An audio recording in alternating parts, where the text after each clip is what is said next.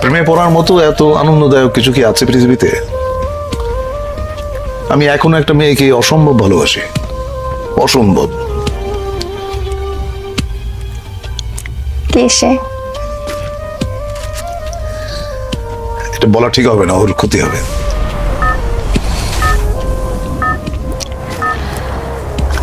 আমরা কি চিনি?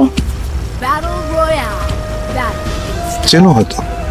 আপনার কাছে প্রেমের সংজ্ঞাটা কি? প্রেম আপনি কিভাবে অনুভব করেন? প্রেম হচ্ছে স্বর্গীয়। এইটা মানুষের ভেতরে প্রেমের যে অনুভূতি, এটা পবিত্র এবং স্বর্গীয়। প্রেমের চাইতে ভালো বিষয় মানব ইতিহাসে নাই। আমি শুধু মানুষের প্রেমের কথা বলছি না। একটা মানুষ একটা বৃক্ষের সঙ্গে প্রেম করতে পারে, একটা মানুষ তার বাসার জানালার পাশে যে গাছটি আছে সেখানে যেটা দোয়েল পাখি বসে, সে তারও প্রেমে পড়তে পারে, তাই না? সাধারণত আমরা প্রেম বলতে বুঝি খুব ছোট্ট কথা, সেটা হচ্ছে যে একটা ছেলে একটা মেয়ে, ব্যাপারটা কিন্তু সেরকম না, তাই না? ধরো যেমন আমাদের প্রফেট, তার সঙ্গে আল্লাহর যে প্রেম, এটাকে তুমি কিভাবে ডিফাইন করবে? এটা ডিফাইন করা সম্ভব না। You have to feel it in your heart. প্রেম হচ্ছে এরকম। আমি একটু মানব প্রেমের মধ্যেই থাকছি। অনেকে বলেন যে প্রেমে পড়লে হৃদয়ে হার্টে ব্যথা করে, অনেকের পেটে ব্যথা করে, অনেকের মাথায়ও ব্যথা করে। তো আপনার ক্ষেত্রে প্রেমে পড়লে সেই ব্যথাটা কেমন? সেটা তোমার মনে হয় যে পেটের উপর একটা প্রজাপতি নাচতেছে, এবং প্রেমের ব্যথার মতো এত মিষ্টি ব্যথা বোধহয় পৃথিবীতে নাই। তো প্রজাপতি নাচলে কেমন লাগে সেটা একটু আপনার কাছ থেকে শুনি। এটা তোমার সুরসুরি জাতীয় একটা জিনিস, এটা আসলে বোঝানো সম্ভব না। তুমি হয়তো কাউকে ভালোবাসো বা কারো প্রেমে পড়েছো, তুমি তোমারটা তোমার মতো করে বুঝবে, আমি আমারটা আমার মতো করে বুঝবো। আচ্ছা, আপনার ওই যে ক্যামেরাম্যান যে আছে এখানে, কি নাম তোমার? হ্যাঁ, ছোটন। ছোটন। ছোটন ওর প্রেমের অনুভূতি কি এটা ও বুঝবে, ওটা তো আমি বুঝবো না। আমি যখন বালক ছিলাম তখন প্রেম বলতে যেটা বুঝতাম, পরিণত বয়সে এসে আমি দেখলাম প্রেম আসলে অন্যরকম। পার্থক্যটা কি? পার্থক্যটা অনেক অনেক অনেক। আমাদের ধরো যেমন প্রথম প্রেমের যে অনুভূতি, সেটা হচ্ছে যে বই পড়ে, শরৎচন্দ্র বা বঙ্কিমচন্দ্র পড়ে প্রেম সম্পর্কে একটা ধারণা মাথায় ছিল।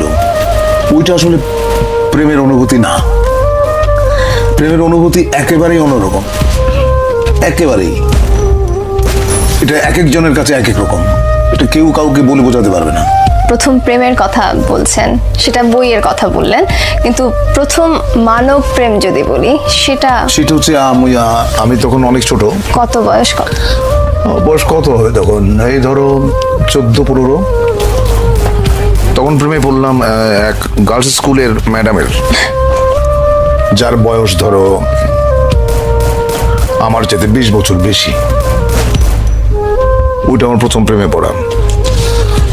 প্রেমে বহুবার পড়েছি, বহুবার। প্রেমে পড়ার মতো আনন্দ বোধহয় আর কিছুতে নাই। কিন্তু একটা জিনিস মাথায় থাকতে হবে, সেটা হচ্ছে যে কাউকে হার্ট করে, কাউকে বেদনা দিয়ে প্রেমে পড়ার মতো এরকম গরিত কাজ বোধহয় পৃথিবীতে নাই। তুমি যখন কাউকে ভালোবাসবে, এক বুক সমুদ্র নিয়ে ভালোবাসতে হবে তোমাকে, এক বুক সমুদ্র নিয়ে। তা না হলে সে প্রেমের কোনো অর্থ নাই।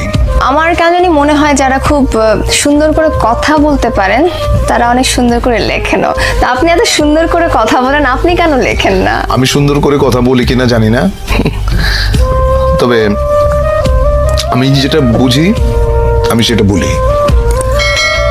আমি মিথ্যে পছন্দ করি না। আচ্ছা। মিথ্যে কথা যে বলি না এটা বললে পাপ হবে, মিথ্যে মাঝে মাঝে বলতে হয়। এখন একটা মেয়ে দেখতে হয়তো অত ভালো না, সে হয়তো জিজ্ঞেস করলো যে আমাকে কেমন লাগছে, তো আমাকে বলতে হয় চমৎকার। এটা মিথ্যাচার না,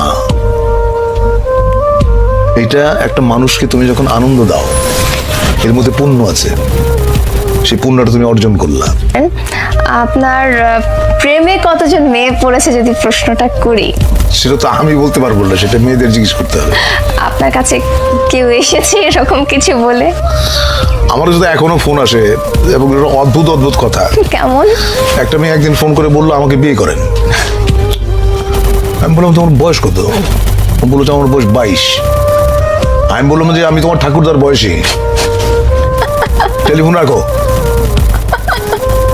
এখনো প্রচুর ফোন আসে এবং আমার খুব মানে খুব অদ্ভুত লাগে যে এটা তো বিয়ে করার বয়স না। আচ্ছা, তো আপনি বলছেন যে আপনাকে যারা ভালোবেসেছে কারা কতজন সেটা আপনি বলতে পারবেন না, মেয়েরা বলতে পারবে, কিন্তু আপনার কাছে যারা পৌঁছেছে, আপনার পর্যন্ত যারা পৌঁছেছে, তারা তাদের এক্সপ্রেশনস গুলো কিরকম ছিল আপনার কাছে? আমাদের ইয়ারমেট একটা মেয়ে ছিল, ওর সঙ্গে বহু বছর পরে, প্রায় 20-21 বছর পরে দেখা হলো। ওর হাজবেন্ডের সঙ্গে পরিচয় করা দিল। উনি আমার সঙ্গে হ্যান্ডশেক করে বললেন ও আপনি সেই।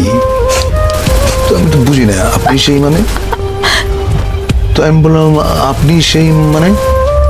তখন মেয়েটা বলল, আমাদের ইয়ারমেট, সে বলল যে আমি বাসর রাতে আমার হাজবেন্ডকে বলেছি যে আমি হুমায়ুন ফরিদের প্রেমে পড়েছিলাম, কিন্তু 4 বছর একসঙ্গে কাটিয়েছি আমরা, ওকে বলতে পারি নাই। I was so amused. সে বললে কি হইতো আমি জানি না। আচ্ছা, আপনি যাদেরকে ভালোবাসতেন তারা আপনাকে পছন্দ করেনি, এরকম কখনো ঘটেছে? না, আমি জানি না আসলে। কেউ কেউ হয়তো অপছন্দ করে, আবার কেউ কেউ হয়তো এড়িয়ে যায়, আমি বুঝি না। আচ্ছা, প্রেমের আরেকটা দিক হচ্ছে না বোঝা। আচ্ছা, মানে কেন প্রেমে পড়লাম, কেন ভালোবাসলাম, এর কারণ তুমি যদি খুঁজতে যাও দেখবে যে কিছুই খুঁজে পাচ্ছ না। মানে একটা কালো বেড়াল অন্ধকার ঘরে তুমি খুঁজে বেড়াচ্ছ যেটা ওই ঘরে নাই। প্রেমটা এরকম।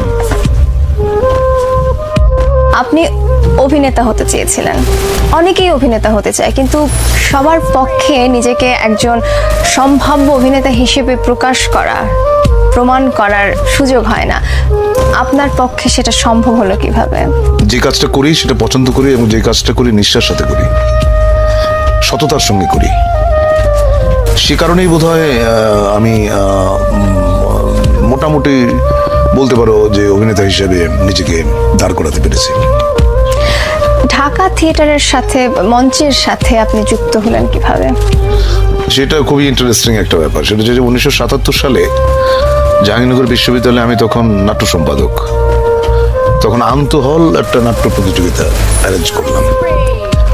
তো ওখানে জাজ হিসেবে গিয়েছিলেন আমাদের ঢাকা থিয়েটারের প্রধান পুরুষ জনাব নাসিরউদ্দিন ইউসুফ। উনি আমার লেখা, আমার ডিরেকশন এবং আমি ছোট্ট একটা চরিত্রে অভিনয় করেছিলাম। ওটা দেখে নাটক শেষ হওয়ার পরে বললেন যে আমাদের ঢাকায় একটা দল আছে, দলটার নাম ঢাকা থিয়েটার, আপনি যদি জয়েন করেন আপনার ভালো লাগবে। তারপরে সেলিম ভাইকে বললাম, সেলিম আল দিন, সেলিম ভাই আমাকে নিয়ে গেল। ওইভাবে ঢাকা থিয়েটারে আসা। সেটা কোন সাল? সেটা 77 সাল। সেই সময় ঢাকা থিয়েটার, বর্তমানের ঢাকা থিয়েটার, দুটোর মধ্যে যদি একটু তুলনা করতে এখন বলি। আমরা যখন ছিলাম একসঙ্গে, এতগুলো একঝাক তরুণ মেধাবী অভিনেতা, তাদের সঙ্গে আমি কাজ করেছি, সেটা ছিল ঢাকা থিয়েটারের স্বর্ণযুগ। এখন আমি থিয়েটার ওইভাবে দেখি না, মাঝে মধ্যে যাই, ওই গেলে একটা সমস্যা হয় যে সবাই এসে মানে সবাই এসে এমন ভাবে বিরক্ত বলবো না, এমন ভাবে ধরে আমাকে যে আবার একটু অভিনয় করেন মঞ্চে, আমরা দেখতে চাই। অনেকেই বলে যে আমরা আপনার মঞ্চের অভিনয় দেখি নাই, দেখতে চাই। তখন খুব বিব্রত হই, কারণ আমি জানি আমি মঞ্চে আর কোনোদিন কাজ করবো না। কারণ মঞ্চে কাজ করার জন্য যেই ধরনের প্রাণ শক্তি লাগে সেটা হয়তো আমার আছে, কিন্তু আরেকটু বেশি থাকলে হয়তো করতাম। সেই প্রাণ শক্তিটা একজন অভিনেতা কোথা থেকে নিয়ে আসতে পারে আপনার মনে হয়? কিভাবে নিজেকে তৈরি করতে পারে? দেখো, ওই গিরিশ ঘোষ না কার জন্য একটা কথা আছে, দেহপট শনে নট সকলই হারায়। কারণ অভিনয় করতে একটা সুস্থ শরীর লাগে, একটা সুস্থ কণ্ঠস্বর লাগে। এখন শরীরের সামর্থ্য থাকতে হবে তো, কারণ মঞ্চে অভিনয় করতে গেলে অনেক অনেক পরিশ্রম করতে হয়। তো সেই জায়গাটা ওই আমি বোধহয় হারিয়ে ফেলেছি। আমার মনে আছে কেরামত মঙ্গল নাটকে আমার একটা এপিসোড ছিল প্রায় 40 মিনিটসের, মানে এক নাগারে সংলাপ বলে যাওয়া। এবং তখন তো মহিলা সমিতিতে তোমার ছিল না, এই এয়ার কন্ডিশনার ছিল না, প্রচুর ঘাম হতো, এবং আমার 1 থেকে 1.5 পাউন্ড ওজন কমে যেত প্রত্যেকটা শোতে, এত পরিশ্রম। মঞ্চে কাজ করার সময়, সেই সময়টা, যে সময়টা আপনি স্বর্ণ যুগের কথা বলছেন মঞ্চের, সেই মুহূর্তে, সেই সময়ে টেলিভিশন এবং মঞ্চে কাজ করার একটা কম্পিটিশনের একটা বিষয় চলে এসেছিল। আপনার সাথে যারা কাজ করছিলেন মঞ্চে, আপনার থেকে কম শক্তিশালী যারা অভিনেতা, তারা টেলিভিশনে গিয়ে অনেক আলোচিত হয়ে উঠছেন। তো এটা কখনো আপনার মধ্যে দ্বন্দ্ব সৃষ্টি করেছে? না, কখনোই না।